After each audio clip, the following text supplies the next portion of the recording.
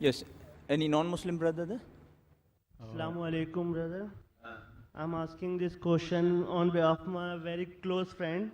He's a non-Muslim. He don't want to disclose his name, but he's an engineer by profession. He want to know Quran does not contradict with modern science, but it says Adam alayhi salam was the first man on the face of the earth.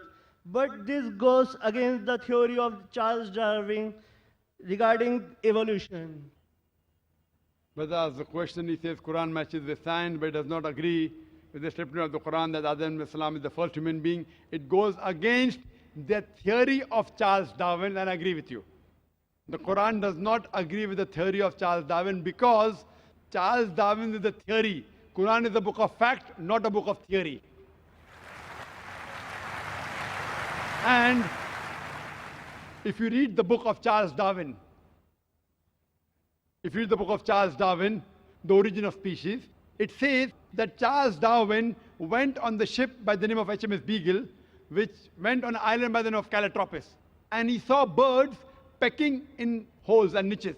Depending upon the niches the bird pecked, the beak became small and long. Based on this observation, he propounded his theory of natural selection.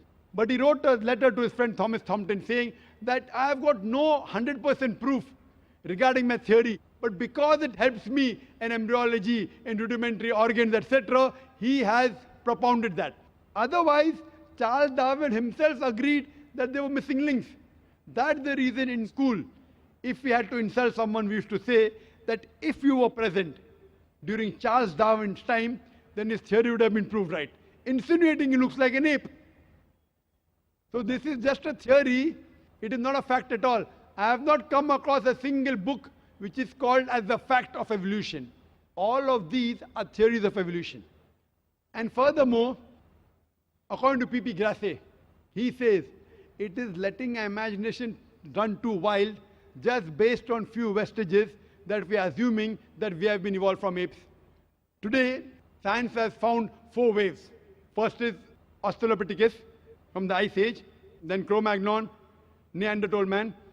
All these, what science has found, there's no link between them. And there's no proof that we have been evolved from ape. And according to Francis Crick, who's an expert in molecular biology, he says it is absurd just based on DNA to assume that our forefathers were apes. It is just an assumption. There are hundreds of scientists who have written against Darwin's theory. Darwin's theory has been proved false long ago. Now something has come on the internet recently, okay, Darwin's theory. These are just hypotheses.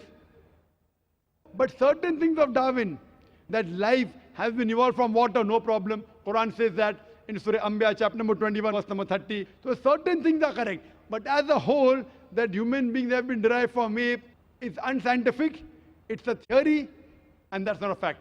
Hope that answers the question.